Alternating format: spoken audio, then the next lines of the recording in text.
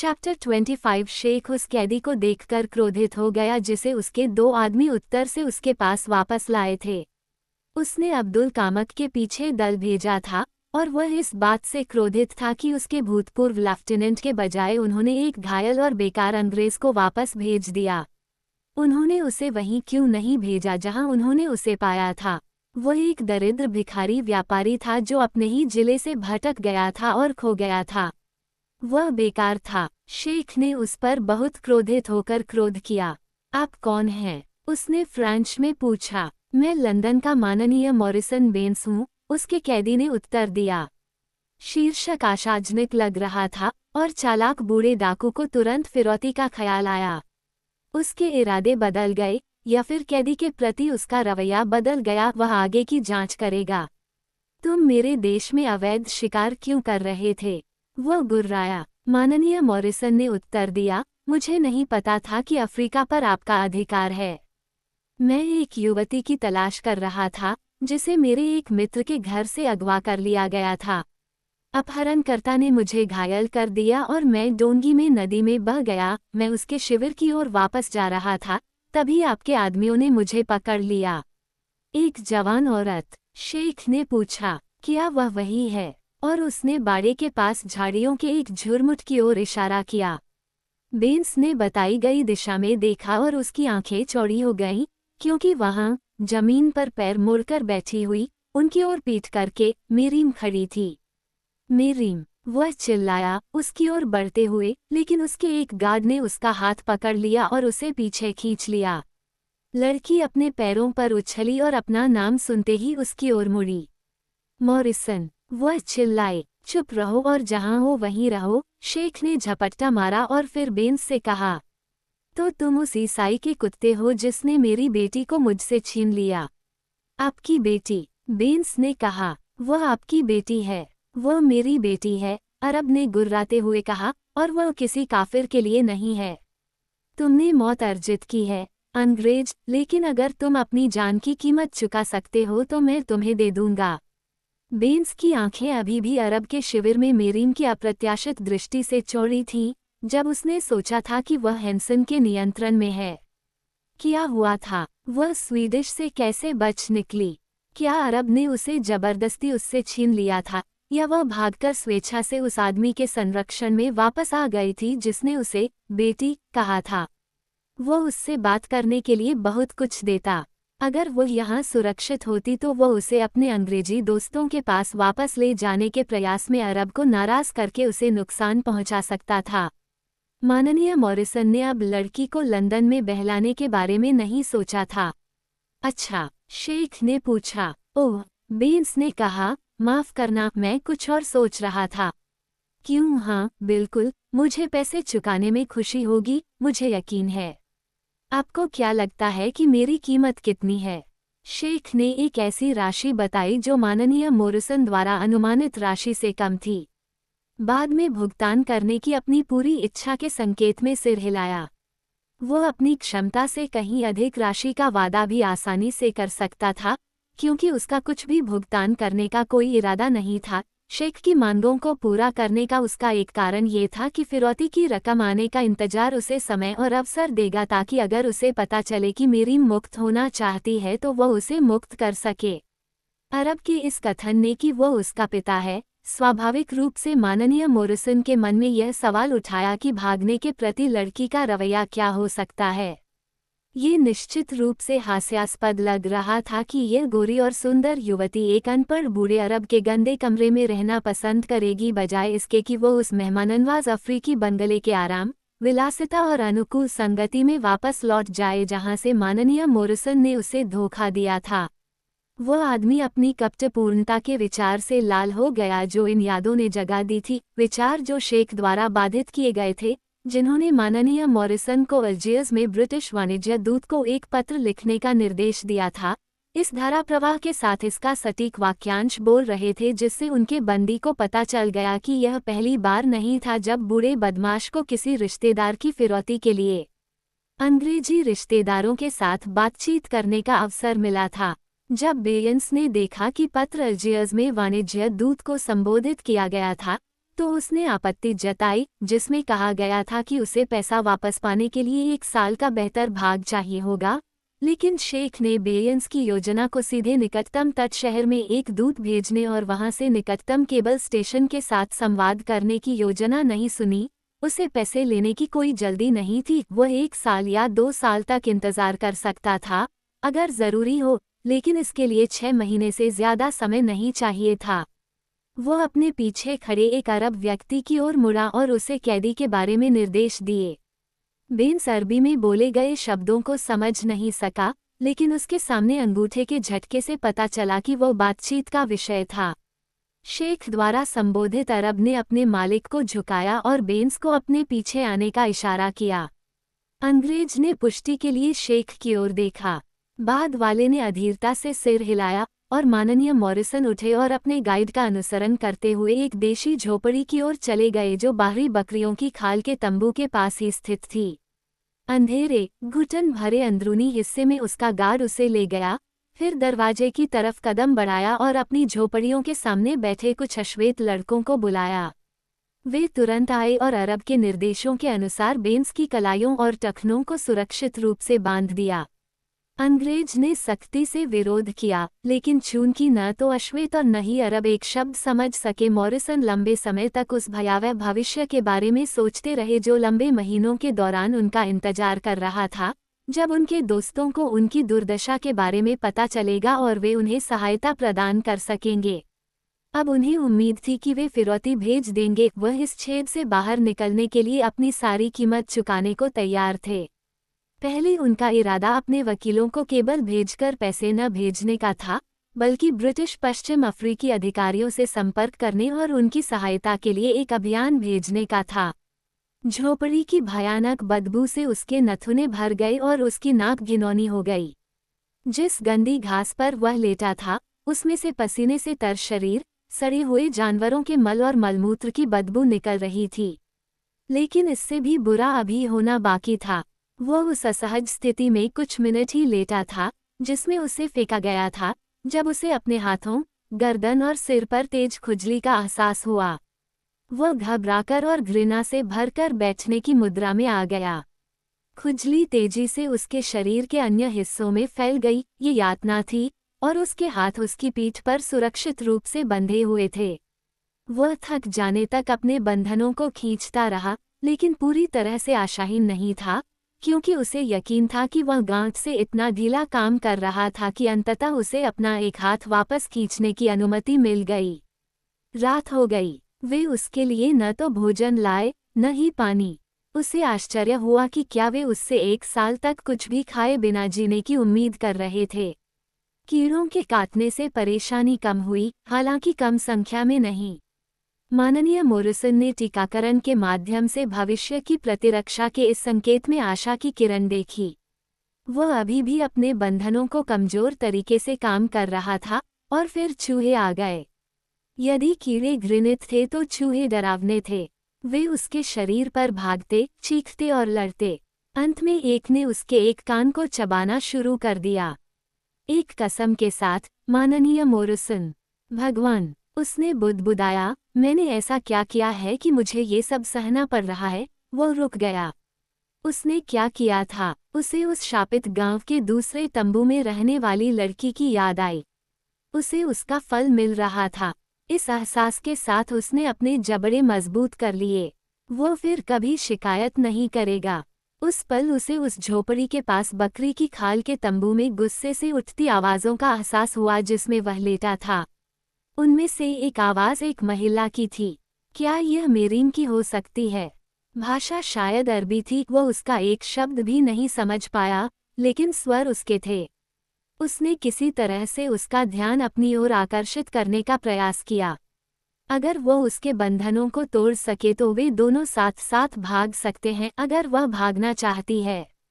यह विचार उसे परेशान कर रहा था। उसे गांव में उसकी स्थिति के बारे में निश्चित नहीं था। अगर वह शक्तिशाली शेख की लाडली संतान होती तो शायद वह भागने की परवाह नहीं करती। उसे पता होना चाहिए, निश्चित रूप से। बंगले पर उसने अक्सर मेरीन को गॉड सेव द किंग गाते सुना था, जब माय डियर पियानो पर उसके साथ थी।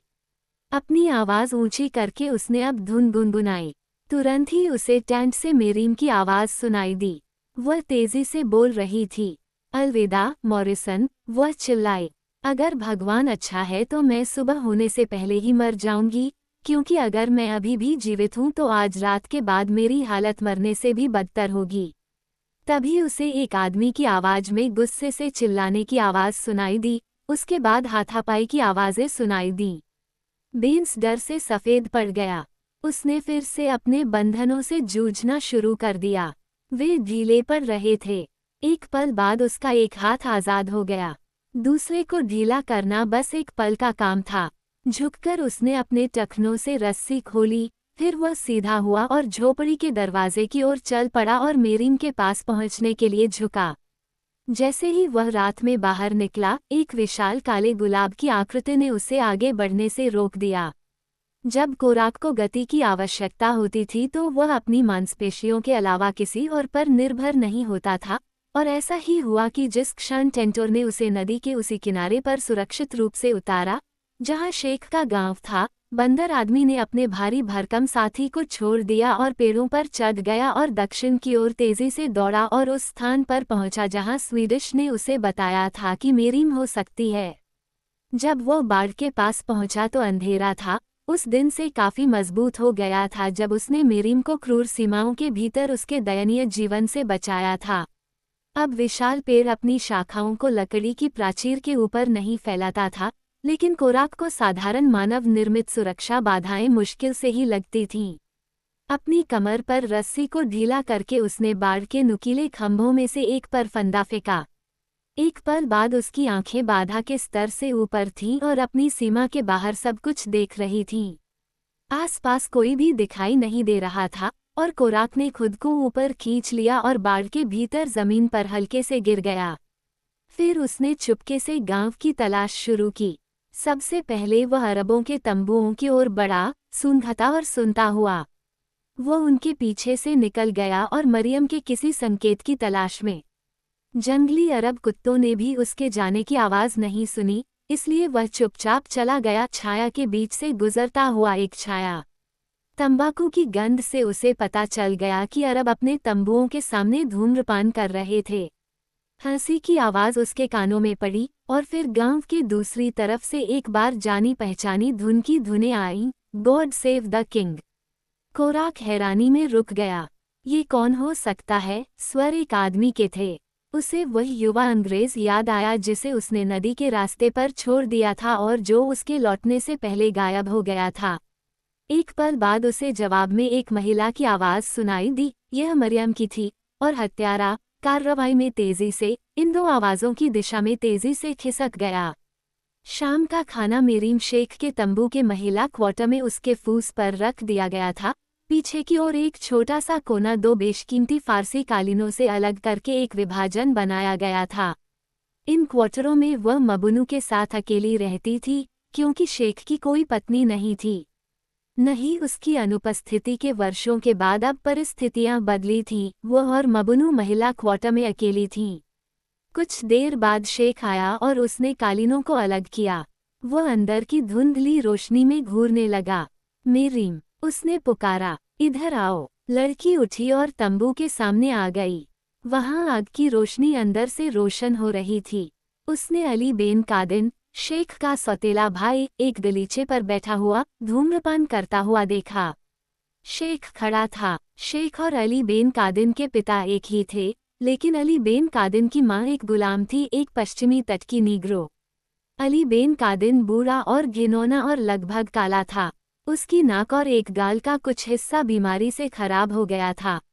जब मेरीम अंदर आई तो उसने ऊपर देखा और मुस्कुराया। शेख ने अली बेन कादिन की ओर अपना अंगूठा हिलाया और मेरीम को संबोधित किया। मैं बूढ़ा हो रहा हूँ, उसने कहा, मैं ज्यादा दिन नहीं जीऊंगा, इसलिए मैंने तुम्हें अपने भाई अली बेन कादिन को सौंप दिया है। बस इतना ही था। अली बेन कादिन उठे और उसकी तरफ बढ़े। मेरीम डरकर पीछे हट गई। उस आदमी ने उसकी कलाई पकड़ ली। आओ, उसने आदेश दिया और उसे शेख के तंबू से खींचकर अपने तंबू में ले गया। उनके जाने के बाद शेख ने ठहाका लगाया। जब मैं कुछ महीनों में उसे उत्तर की ओर भेजूंगा, उसने एक आलाप किया, तो उन्हें पता चल जाएगा कि अमोर बेन खातूर की बहन के बेटे को मारने का क्या इनाम है। और अली बेन कादिन के तंबू में मेरीम ने विनती की और धमकी दी, लेकिन कोई फायदा नहीं हुआ। पहले तो घिनौना बूढ़ा अर्धजाति वाला व्यक्ति नर्म शब्दों में बोलता रहा, लेकिन जब मेरीम ने उस पर अपने डर और घृणा की बोतलें छोड़ी तो वह क्रोधित हो गया और उस पर झपट पड़ा और उसे अपनी बाहों में जकड़ लिया। 2 बार वो उससे दूर भागी और एक अंतराल के दौरान जब वो उससे बचने में कामयाब रही तो उसने बेनेस की आवाज़ सुनी जो उस धुन को गुनगुना रही थी जिसे वह जानती थी कि उसके कानों के लिए है। उसके जवाब पर अली बेन कादिन एक बार फिर उस पर झपटा। इस बार उसने उसे अपने तंबू के पिछले कमरे में खींच लिया जहां 3 नीग्रो महिलाएं उनके सामने हो रही त्रासदी को उदासीनता से देख रही थीं। जैसे ही माननीय मॉरिसन ने देखा कि विशालकाय काले आदमी ने उनका रास्ता रोक दिया है, उनकी निराशा और क्रोध ने उन्हें एक क्रूर क्रोध से भर दिया जिसने उन्हें एक क्रूर जानवर में बदल दिया। शपथ लेते हुए उन्होंने अपने सामने खड़े आदमी पर छलांग लगाई। उनके शरीर की गति ने काले आदमी को जमीन पर गिरा दिया। वहां वे लड़े। काले ने अपना चाकू निकाला, सफेद ने काले आदमी का गला घोंट दिया। बेन्स की उंगलियों ने मदद के लिए पुकार को बंद कर दिया, जिसे सुनकर दूसरे को खुशी होती, लेकिन कुछ ही देर में नीग्रो ने अपना हथियार निकालने में सफलता प्राप्त कर ली और एक पल बाद बेन्स को अपने कंधे में नुकीला स्टील महसूस हुआ। बार बार हथियार गिरता रहा। गोरे आदमी ने काले गले पर अपनी घुटन भरी पकड़ से एक हाथ हटा लिया। उसने अपने बगल में जमीन पर किसी मिसाइल की तलाश में इधर उधर टटोला और आखिरकार उसकी उंगलियां एक पत्थर को छू गईं और उस पर गिर पड़ीं। अपने प्रतिद्वंद्वी के सिर के ऊपर पत्थर को उठाकर माननीय मॉरिसन ने एक भयानक प्रहार किया। तुरंत ही नीग्रो शांत हो गया, स्तब्ध। 2 बार और बेन्स ने उस पर वार किया। फिर वह अपने पैरों पर उछल पड़ा और बकरी की खाल के तंबू की ओर भागा, जहां से उसने संकट में मेरीम की आवाज़ सुनी थी। लेकिन उसके सामने एक और था। तेंदुए की खाल और कमरबंद के अलावा नंगा Korak the killer Ali Ben कादिन के तंबू के पीछे की छाया में छिप गया। अर्धजाति ने अभी अभी मेरीम को पीछे के कमरे में घसीटा ही था कि कोराक के तेज चाकू ने तंबू की दीवार में 6 फुट का छेद कर दिया और कोराक लंबा और शक्तिशाली कैदियों के आश्चर्यचकित दृश्यों पर उछल पड़ा। मेरीम ने उसे देखा और तुरंत पहचान लिया जैसे ही वह अपार्टमेंट में दाखिल हुआ। उसका दिल गर्व और खुशी से उछल पड़ा जब उसने उस महान व्यक्ति को देखा जिसके लिए वह इतने लंबे समय से तरस रही थी। कोरक! वह चिल्लाए। मेरीम! उसने एक शब्द कहा और खुद को चकित अली बेन कादिन पर फेंक दिया। तीनों नीग्रो अपनी नींद की चटाई से उछल पड़े और चीखने लगे। मेरीम ने उन्हें भागने से रोकने की कोशिश की, लेकिन इससे पहले कि वह सफल हो पाती, भयभीत अश्वेत कोरक के चाकू से तंबू की दीवार में बने छेद से भाग गए और पूरे गांव में चीखते हुए चले गए। हत्यारे की उंगलियां एक बार घिनौने अली के गले पर बंद हो गईं। एक बार उसका चाकू सड़े हुए दिल में घुस गया और अली बेन कादिन अपने तंबू के फर्श पर मृत पड़ा था। कोराक ने मेरीम की ओर रुख किया और उसी क्षण एक खून से लथपथ और अस्त व्यस्त भूत अपार्टमेंट में कूद पड़ा। मॉरिसन! लड़की चिल्लाई। कोराक ने मुड़कर नए आने वाले की ओर देखा। वह मेरीम को अपनी बाहों में लेने ही वाला था। उसे भूल गया कि पिछली बार जब उसने उसे देखा था, तब से उसके साथ क्या क्या हुआ होगा। तभी उस युवा अंग्रेज के आने से उसे वह दृश्य याद आ गया जो उसने छोटे से मैदान में देखा था, और बंदर आदमी पर दुख की लहर छा गई। बाहर से ही अलार्म की आवाज़ें आने लगी कि तीनों नीग्रो ने अलार्म बजाना शुरू कर दिया है। लोग अली बेन कादिन के तंबू की ओर भाग रहे थे। समय बर्बाद करने का कोई समय नहीं था।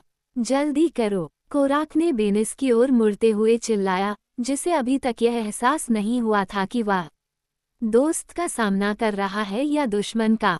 उसे टेंट के पीछे से बाड़ के पास ले जाओ। यह मेरी रस्सी है। इसकी मदद से तुम दीवार फांदकर भाग सकते हो। लेकिन तुम, कोराक! मेरीम चिल्लाई। मैं यहीं रहूंगा, बंदर आदमी ने जवाब दिया। मुझे शेख के साथ काम है। मेरीम ने आपत्ति की होगी, लेकिन हत्यारे ने उन दोनों को कंधों से पकड़ लिया और उन्हें दीवार के बीच से धकेलकर बाहर छाया में ले गया। अब भागो! उसने चेतावनी दी, और उन लोगों की ओर मुड़ा जो सामने से तंबू में घुस रहे थे। बंदर आदमी ने अच्छी लड़ाई लड़ी। उसने पहले कभी इतनी अच्छी लड़ाई नहीं लड़ी थी, लेकिन जीत के लिए बहुत ज्यादा संभावनाएं थीं। हालांकि उसने वह जीत लिया जिसकी उसे सबसे ज्यादा चाहत थी। अंग्रेज के लिए मेरिम के साथ भागने का समय आ गया था। फिर वह संख्या में आगे निकल गया और कुछ मिनट बाद उसे बांधकर और सुरक्षा में रखकर शेख के तंबू में ले जाया गया। बूढ़े लोग उसे बहुत देर तक चुपचाप देखते रहे। वह अपने मन में किसी तरह की यातना के बारे में सोच रहा था जिससे इस प्राणी के प्रति उसका क्रोध और घृणा शांत हो जाए जो 2 बार मरियम को खोने का कारण बना था। अली बेन कादिन की हत्या ने उसे बहुत कम गुस्सा दिलाया। वह हमेशा से अपने पिता के घिनौने गुलाम के घिनौने बेटे से नफरत करता था। एक बार इस नग्न श्वेत योद्धा ने जो प्रहार किया था, उसने उसके क्रोध को और बढ़ा दिया। वह प्राणी के अपराध के लिए कुछ भी पर्याप्त नहीं सोच पा रहा था। और जब वह कोराक को देख रहा था, तो जंगल में बाढ़ के उस पार हाथी की तुरही की आवाज ने सन्नाटा तोड़ा। कोराक के होठों पर एक हल्की मुस्कान आ गई। उसने अपना सिर उस दिशा में थोड़ा घुमाया जहां से आवाज आई थी और फिर उसके होठों से एक धीमी, अजीब सी आवाज निकली। उसकी रखवाली कर रहे अश्वेतों में से एक ने अपने भाले की मूठ से उसके मुंह पर वार किया, लेकिन वहां कोई भी उसकी चीख का मतलब नहीं समझ पाया। जंगल में कोराक की आवाज सुनकर तांतोर ने अपने कान खड़े कर लिए। वह बाढ़ के पास पहुंचा और अपनी सूंड को ऊपर उठाकर सूंघने लगा। फिर उसने अपना सिर लकड़ी के लट्ठों पर टिकाया और धक्का दिया, लेकिन बाढ़ मजबूत थी और दबाव के आगे वह थोड़ा ही झुका। शेख के तंबू में अंततः शेख उठ खड़ा हुआ और बंधे हुए बंदी की ओर इशारा करते हुए अपने एक लेफ्टिनेंट की ओर मुड़ा।